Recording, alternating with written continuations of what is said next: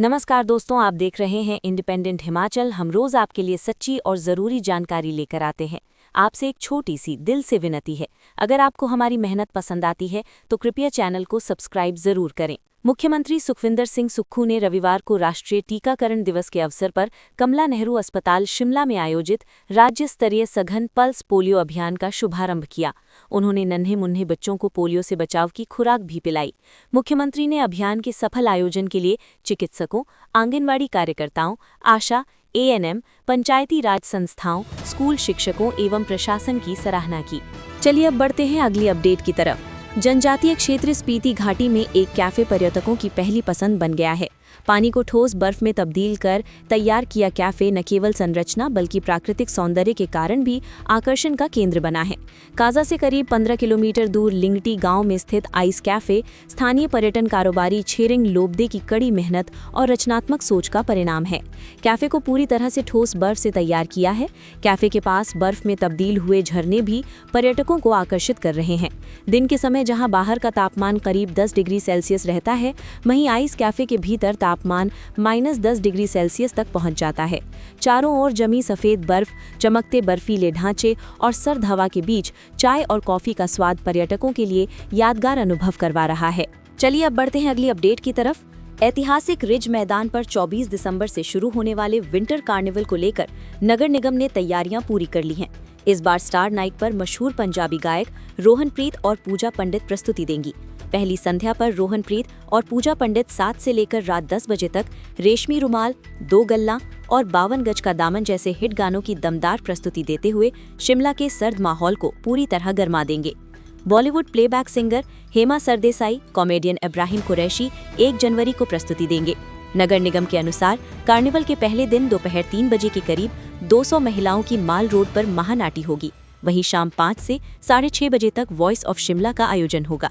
इसके बाद रात 7 बजे स्टार नाइट शुरू होगी। मुख्यमंत्री सुखविंदर सिंह सुक्खू बतौर मुख्य अतिथि शामिल होंगे। महापौर ने बताया कि इस कार्निवल का उद्देश्य हिमाचल की सांस्कृतिक विरासत को बढ़ावा देना और सर्दियों के मौसम में पर्यटन को प्रोत्साहित करना है। चलिए अब बढ़ते हैं अगली अपडेट की तरफ। सेब खरीद के नाम पर आढ़ती के साथ 44,53,000 रुपए की धोखाधड़ी का मामला सामने आया है। पुलिस ने शिकायत के आधार पर आरोपी के खिलाफ ढली पुलिस स्टेशन में केस दर्ज कर मामले की छानबीन शुरू कर दी है। आरोपी लदानी पश्चिम बंगाल का रहने वाला है। पुलिस के पास विकास शर्मा, मैसर्स विकास फ्रूट कंपनी, दुकान नंबर 4 APMC सब्जी मंडी ढली शिमला ने शिकायत दर्ज करवाई। उन्होंने बताया कि वर्ष 2024 में सेब के सीजन के दौरान पवन कुमार उर्फ मिथुन निवासी गांव Gugurmal, post office, Hatkhola, Shahpur, north Dinajpur, Paschim Bengal, sector 1, new Shimla में रहता था। आरोपी पवन ने उनकी दुकान से सेब सीजन के दौरान 1,18,25,310 रुपए के सेब खरीदे।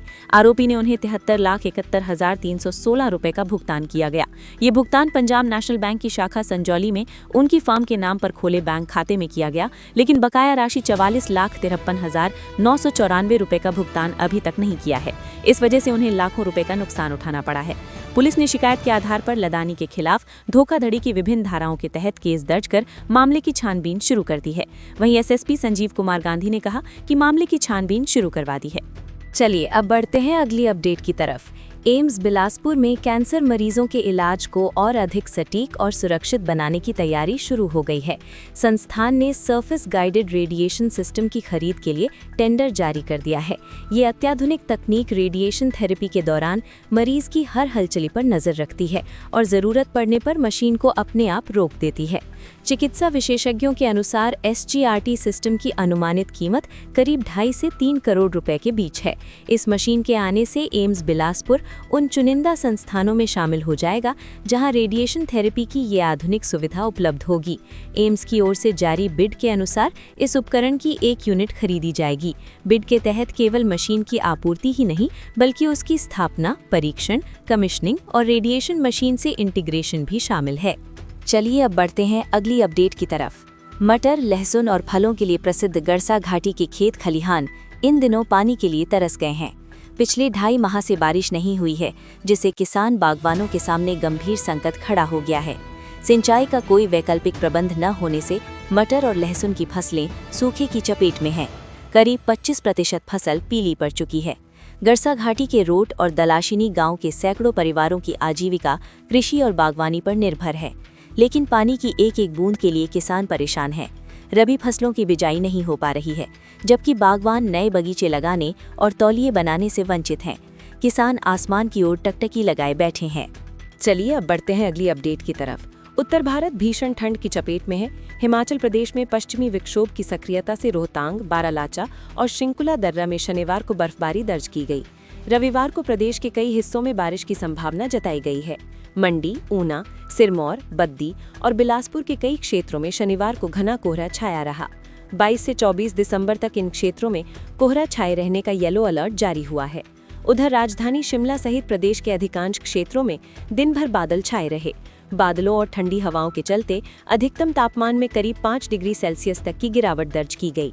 चलिए अब बढ़ते हैं अगली अपडेट की तरफ। हिमाचल प्रदेश सरकार अब छोटे कारोबारियों को कर्ज से उबारेगी। प्रदेश के शहरी क्षेत्रों में एनपीए घोषित बैंक खातों वाले छोटे दुकानदारों को आर्थिक मदद मिलेगी। 10 लाख तक के कर्ज पर 1 लाख रुपए प्रदेश सरकार चुकाएगी। इसके लिए मुख्यमंत्री लघु दुकानदार कल्याण योजना लागू की गई है। जिन दुकानदारों का वार्षिक टर्नओवर 10 लाख रुपए से कम है और जिन्होंने अप्रैल 2020 से 31 मार्च 2025 के बीच व्यापारिक ऋण लिया है, लेकिन भुगतान न कर पाने के कारण उनका खाता एनपीए घोषित हो गया है, वही इस योजना के पात्र होंगे। सरकार ऐसे पात्र दुकानदारों को बैंकों के माध्यम से एक मुश्त समाधान के तहत अधिकतम 1 लाख रुपए तक की सहायता प्रदान करेगी। मुख्यमंत्री सुखविंदर सिंह सुक्खू ने इस योजना की बजट में घोषणा की थी। शनिवार को प्रधान सचिव शहरी विकास देवेश कुमार ने अधिसूचना जारी की। अधिसूचना के अनुसार प्रदेश के शहरी इलाकों में हजारों छोटे व्यापारी हैं। ये व्यापारी आर्थिक रूप से सक्षम नहीं है और न ही उन्हें अपना व्यवसाय बढ़ाने के लिए कोई वित्तीय सहायता मिलती है। चलिए अब बढ़ते हैं अगली अपडेट की तरफ।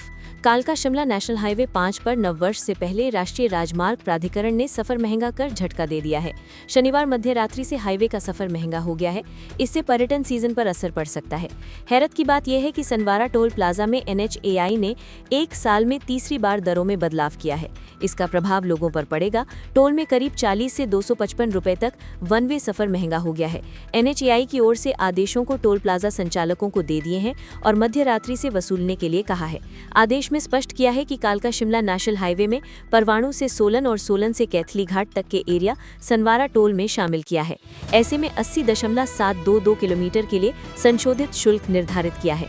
नई दरें वाहनों की श्रेणी के अनुसार तय की गई हैं, जिनमें एक तरफा यात्रा, एक ही दिन में वापसी यात्रा, 50 यात्राओं के लिए मान्य मासिक पास तथा जिले में पंजीकृत व्यावसायिक वाहनों के लिए अलग अलग शुल्क हैं। तो दोस्तों, आज की अपडेट्स में बस इतना ही। अगर वीडियो उपयोगी लगी हो तो लाइक करें और इंडिपेंडेंट हिमाचल को सब्सक्राइब करना ना भूलें। मिलते हैं अगली अपडेट के साथ। धन्यवाद।